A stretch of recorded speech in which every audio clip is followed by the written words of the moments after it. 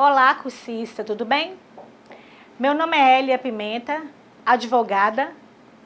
Sou advogada, graduada em Direito pela Faculdade Santo Agostinho de Montes Claros, pós-graduada em Direito à distância pelo Instituto Federal de Minas Gerais, pós-graduanda em Direitos Humanos pelo Instituto Federal de Minas Gerais. Atuo como professora tutora da UAB, Universidade Aberta do Brasil, no curso de Administração Pública, do Instituto Federal de Minas Gerais. Trabalharemos juntos a disciplina Direito Digital, que tem como carga horária 20 horas. Nessa disciplina, estudaremos as principais legislações brasileiras no que diz respeito ao direito digital e às novas tecnologias da informação do direito. Espero poder cooperar com a aprendizagem de vocês e, desde já, me coloco à disposição para possíveis dúvidas e compartilhamento de ideias. A inovação tecnológica desafia a mudança de cultura. Falaremos sobre o breve histórico do direito da informação no Brasil. Em 1962, surgiu a primeira preocupação em se normatizarem o sistema de telecomunicações, então recém-criados. A Lei nº 4.117, de 27 de agosto de 1962, dispunha sobre os serviços de telecomunicações em todo o território nacional, respeitando os princípios internacionais, já mostrando com isso a consciência de que tal sistema de comunicação certamente estaria rompendo muito mais facilmente as barreiras físicas e culturais. E isso é uma das primeiras características da dita globalização. Essa lei, ela já foi modificada e alterada 2 vezes após a sua elaboração. Somente em 1984 passou-se a se utilizar a expressão informática na legislação, como elemento diretamente ligado à tecnologia e ao desenvolvimento. A Política Nacional de Informática estava sendo gerada como grande novidade. Foi criado, então, o CONIN, Conselho Nacional de Informática, para alcançar os objetivos da evolução e avanços tecnológicos na nação. Há apenas 30 anos, a internet não passava de um projeto. O termo globalização não havia sido cunhado e a transmissão de dados por fibra ótica não existia. Informação era um item caro, pouco acessível e centralizado. Com as mudanças ocorridas desde então, ingressamos na era do tempo real, do deslocamento virtual, dos negócios, da quebra de paradigmas. Essa nova era traz transformações em vários segmentos da sociedade, não apenas transformações tecnológicas, mas mudanças de conceitos, métodos, trabalhos e estruturas. A dinâmica da era da transformação, ela exige uma mudança mais profunda na própria forma como o direito é exercido e pensado em sua prática cotidiana. Como foi a origem da internet no Brasil? O Brasil, ele esteve defasado em relação ao mundo virtual por 20 anos. Somente em 1988 é que começamos a ter, em rede nacional, os primeiros acessos à internet. Devemos isso ao meio acadêmico, principalmente às universidades de São Paulo e Rio de Janeiro. A FAPESP, Fundação de Amparo à Pesquisa de São Paulo, e o Laboratório Nacional de Computação Física, sendo um centro de pesquisas, Conselho Nacional de Desenvolvimento Científico e Tecnológico, no Rio de Janeiro. E, por último, a Universidade Federal do Rio de Janeiro. Finalizando o ciclo, em 1999, por decisão do MCT, Ministério da Ciência e Tecnologia, foi criado a RNP, Rede Nacional de Pesquisa. Fez com isso uma conexão entre as universidades de todo o país, bem como entre centros de pesquisa e órgãos governamentais. Desde 1995, a RNP não é mais utilizada somente para fins acadêmicos. A exploração comercial de rede fez com que surgissem diversas organizações comerciais com o intuito exclusivamente de lucro. Esse comitê era formado por representantes de todas as áreas acadêmicas interessadas na matéria, bem como por provedores de acesso e seus usuários. A finalidade maior deste comitê é participar das decisões a respeito do uso da internet. O que foi a globalização da informação? O desenvolvimento das tecnologias da informação, com destaque para o advento da internet, foi o principal responsável pelo surgimento do conceito desse tipo de globalização. Com as redes sociais online, como o Twitter, por exemplo, as pessoas que têm acesso à internet podem receber e enviar informações instantaneamente para todas as partes do mundo, unindo a globalização cultural com a necessidade de transmitir informações que possam ser recebidas e interpretadas em todo o planeta. Também surgiu a ideia de determinar um idioma globalizado, ou seja, uma língua que possa servir como elo entre todas as outras. É importante compreender que vivemos um momento único, tanto no aspecto tecnológico como no econômico e social. Sabemos que o nascimento da internet é um dos grandes fatores responsáveis por esse momento. Mas o que é fundamental, antes de tudo, é entender que esses avanços não são frutos de uma realidade exclusivamente tecnológica, dissociada do mundo cotidiano. Pergunta-se: a tecnologia transformou a sociedade? Caminhamos hoje por mais uma das transições sociais que transformam a sociedade ao longo dos tempos. Para compreender este processo, é preciso não só entender as mudanças da própria sociedade, sejam essas no seu modo de agir, pensar e se relacionar, mas também a evolução dos dispositivos que propuseram e ou fizeram parte dessas modificações. Entende-se, então, que as transformações sociais estão diretamente ligadas às transformações tecnológicas, da qual a sociedade se apropria para se desenvolver e se manter. A informação, ela é a transmissão de mensagens que possuem um significado comum entre o emissor, quem produz a mensagem, e um sujeito, quem recebe a mensagem, por meio de um suporte tecnológico que faz a mediação dessa mensagem. Toda essa informação ela é dotada de consciência, de objetivo e finalidade, ao ser transmitida do emissor para um intelector. Webster conceitua dizendo que a informação é algo que possui um sujeito, sendo um entendimento ou instrução sobre coisa ou alguém significativa ao receptor. Completa, e a transformação da visão inicial sobre um aspecto ou assunto. Dessa forma, fica evidente que a informação na sociedade atual é o mecanismo mais importante na qual se relacionam e se concretizam as comunidades. A sociedade da informação, de acordo com Webster, é representada por uma sociedade na qual a informação é utilizada intensamente como elemento de vida econômica, social, cultural e política, dependendo de um suporte tecnológico para se propagar, demonstrando que esse processo se tornou um fenômeno social instaurado dentro da sociedade. A sociedade transita hoje no que convencionou denominar era digital.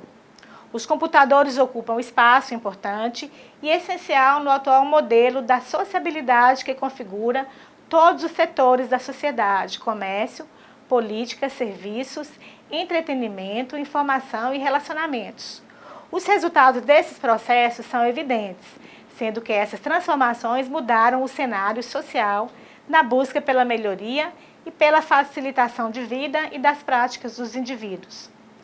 As tecnologias digitais que possibilitaram uma nova dimensão dos produtos, da transmissão, arquivo e acesso à informação, alterando o cenário econômico, político e social.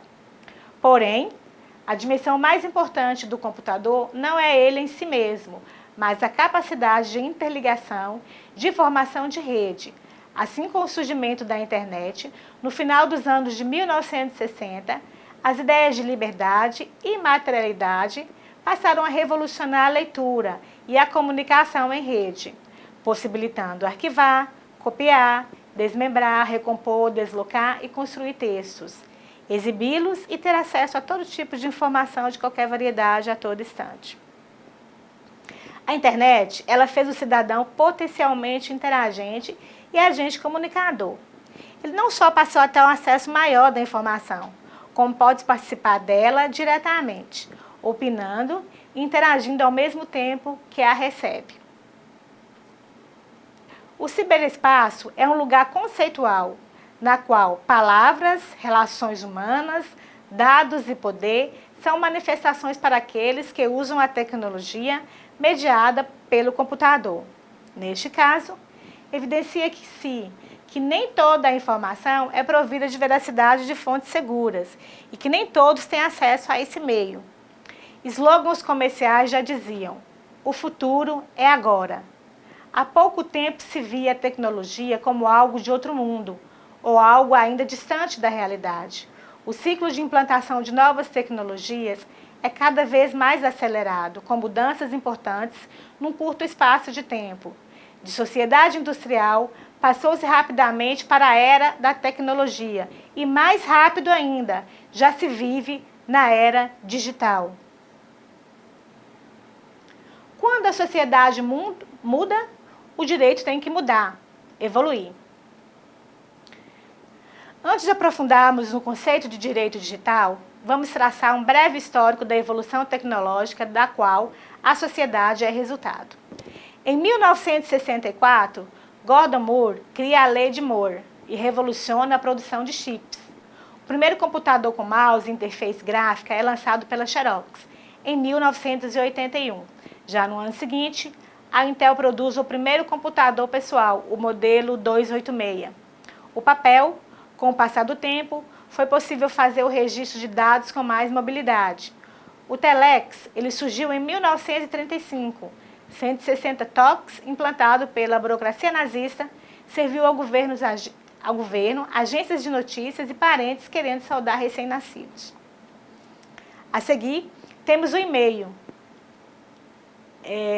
De 1968, foi um recurso inovador com possibilidade de enviar e receber mensagens por sistemas eletrônicos de comunicação. Cada 100 toques gera um torpedo, dados com mobilidade. E o Twitter, que surgiu em 2006, cada 140 toques geram um Twitter. E diante de toda essa velocidade de mudanças que nasce o direito digital. Então, o que é o direito digital? O direito digital, ele é a evolução do próprio direito. O direito digital, ele representa o amadurecimento do papel do jurídico como elo entre inovação e gestão. Em 2001, temos a criação da visão direito digital, como upgrade do direito, transversal, multidisciplinar, e não mais uma disciplina ou área vertical como era tratado antes.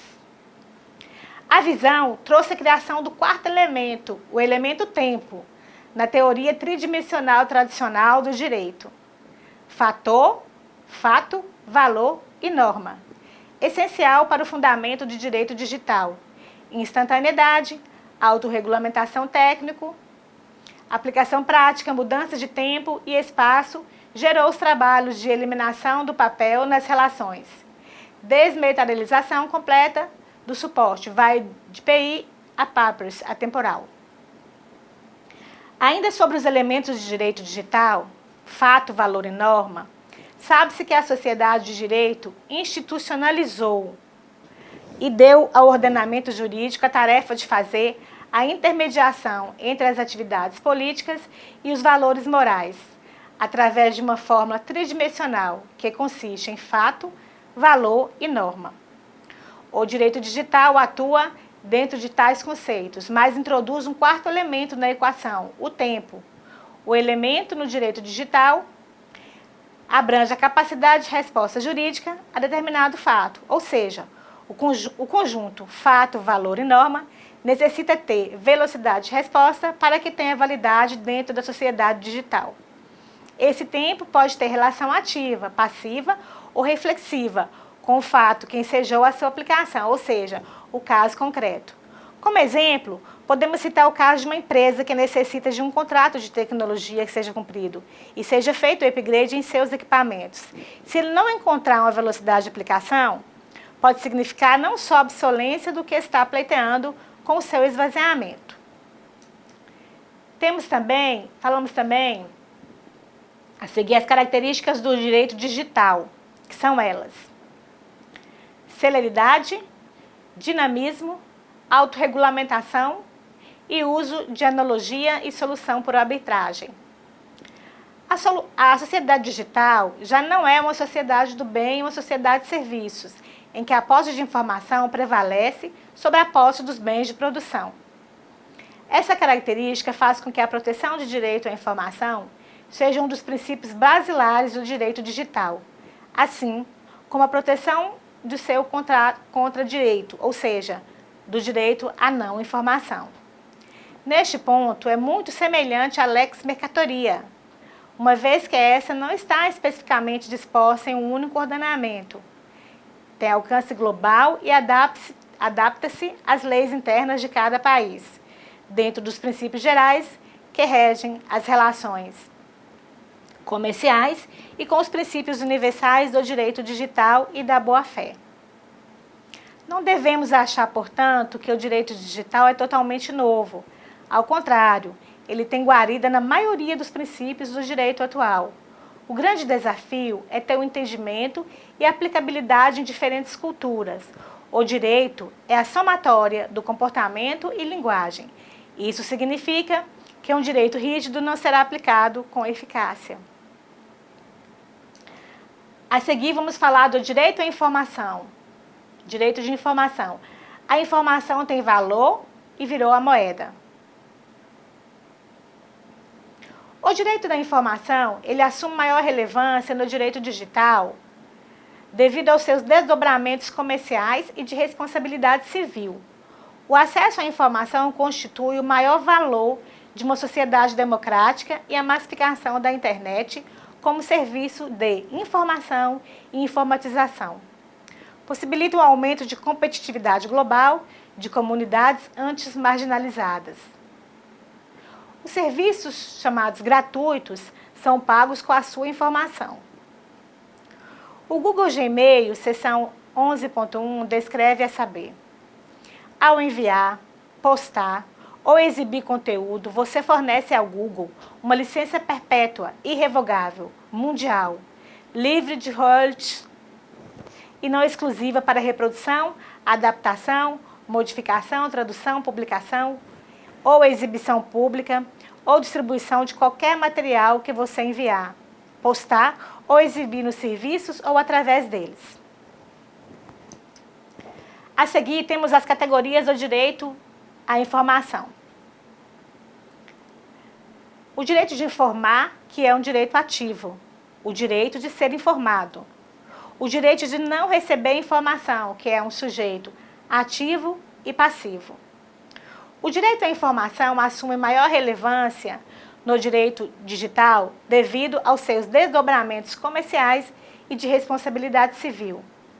O acesso à informação constitui o maior valor de uma sociedade democrática e a massificação da internet, como serviço de informação e informatização. Possibilita um aumento de competitividade global de comunidades antes marginalizadas. Outro ponto muito importante no direito digital são os meios de prova. A prova é uma questão importante para a correta aplicação do direito no mundo digital. A hipótese de inversão do ônus da prova devido, principalmente aos princípios já protegidos pelo Código de Defesa do Consumidor. Um exemplo são as empresas que montam um banco de dados de seus usuários na internet.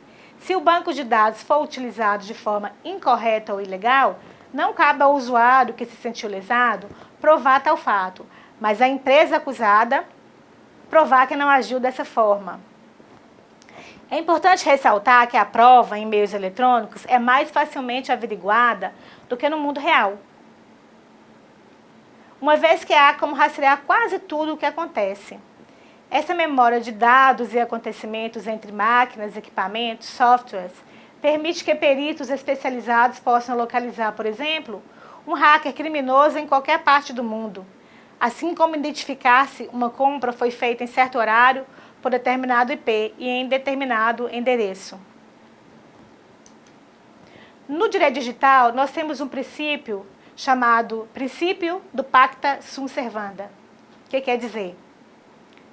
Que significa que os contratos fazem lei entre as partes, obrigando o cumprimento de seus termos, desde que estes estejam em conformidade com as regras e normas relacionadas. Em casos específicos da internet, o direito digital tem por base o princípio de que toda relação de protocolo, hipertexto, multimídia, por ação, omissão ou por máquina, gera direitos, deveres, obrigações e responsabilidades. Logo, seja aplicado às leis atuais, seja recorrendo ao mecanismo de analogia dos costumes e dos princípios gerais do direito. O direito digital, ele tem o dever de regulamentar essas relações e intermediar os conflitos gerados por elas. Pelos motivos expostos, reiteramos que o direito digital não se limita à internet, sendo a própria evolução do direito, onde a internet é um novo recurso que deve ser juridicamente entendido como todas as outras inovações que estão por vir. Em tal realidade, o maior compromisso do direito digital é evitar qualquer tipo de arbitrariedade. Por isso, a discussão dos projetos de lei sobre temas que envolvem informática, internet, crimes digitais, deve ser promovida através de um diálogo direto com a sociedade e organizações sociais. Falaremos agora sobre o direito à privacidade na era digital. Liberdade. Entre muitos que te levam na boca, sem te sentirem no coração, eu posso dar testemunho da tua identidade, definir a expressão do teu nome e vingar a pureza do teu evangelho. Nunca te desconheci. Tem-se como premissa que é a privacidade, direito de expor a esfera íntima da pessoa. Nada mais é do que um dos componentes da liberdade. E para interpretar esse grande direito, recorre-se às palavras de Rui Barbosa, ou seja, o livre-arbítrio da liberdade de escolha, pois cada indivíduo sabe quanta privacidade quer preservar ou expor. A Constituição Federal de 1988 resguarda a vida privada e a intimidade, assegurando a sua inviolabilidade na trilha da orientação internacional, ao lado da liberdade e do sigilo. O artigo 5º da Constituição dispõe que são invioláveis a intimidade, a vida privada, a honra, a imagem das pessoas, assegurado o direito de indenização pelo dano moral ou material decorrente da sua violação. O direito à privacidade ou o direito ao resguardo tem como fundamento a defesa da personalidade humana contra injunções ou intromissões alheias. Esse direito vem assumindo aos poucos maior relevo como a expansão das novas técnicas de comunicação que colocam o homem numa exposição permanente. O direito digital, ele tem o desafio de equilibrar a difícil relação existente entre interesse comercial, privacidade, responsabilidade e anonimato gerados pelos novos veículos de comunicação. Essa equação só pode ser equilibrada se socialmente aceita e cobrada por meio de procedimentos de vigilância e punibilidade que devem ser determinadas pelo próprio direito digital. Se, por um lado, cresce a cada dia o número de empresas que disputam os consumidores da internet e, consequentemente, a publicidade virtual, com procedimentos de formulários e cadastros, por outro lado, cresce também o nível de conscientização dos consumidores quanto à possibilidade de aplicação do Código de Defesa do Consumidor, que trata da matéria de utilização de informações de consumidores para fins comerciais, trazendo uma série de penalidades para quem a pratica. Logo, não há lacuna jurídica no tocante à solução da privacidade da internet. Assim, falta de entendimento quanto à aplicação de leis em vigor para questões relativamente novas que exigem a interpretação da norma e de sua adequação ao caso concreto. Este é um princípio fundamental para a aplicação do direito. e, consequentemente, deve ser adotado também no direito digital. É evidente que o direito à privacidade constitui um limite natural ao direito de informação. No entanto, não há lesão ao direito se houver consentimento, mesmo que implícito. Na hipótese em que a pessoa demonstra de algum modo interesse em divulgar aspectos da própria vida, assim como há limites naturais do direito à privacidade quando atinge interesses coletivos. Neste caso, a predominância do interesse coletivo sobre o particular requer verificação caso a caso. Portanto, a liberdade de preservar ou não a própria intimidade e privacidade é um direito do cidadão, confirmado por preceito constitucional, e caberá ao Estado a função de tutelar esse direito e, se o Estado se omitir, delega-se ao cidadão o poder de substituí-lo. Falaremos agora sobre a recente lei número 13.709, de 14 de agosto de 2018. O que fala essa lei? Essa lei ela dispõe sobre o tratamento de dados pessoais, inclusive nos meios digitais, por pessoa natural ou por pessoa jurídica de direito público ou privado, com o objetivo de proteger os direitos fundamentais de liberdade e de privacidade e o livre desenvolvimento da personalidade da pessoa natural.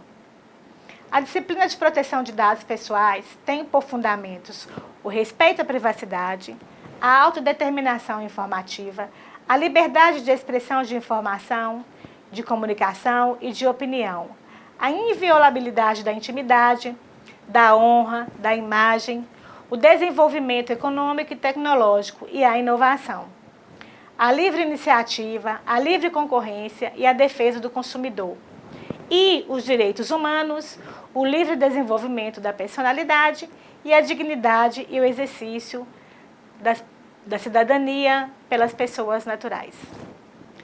Agora que você aprendeu um pouco mais sobre a tecnologia da informação e o direito digital, aproveite para realizar as atividades propostas no AVA.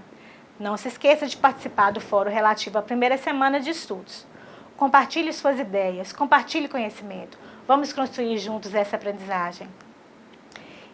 Estarei presente nos fóruns de discussão e também em momentos no AVA. Estejam à vontade para perguntar ou discutir algo que tenha interesse.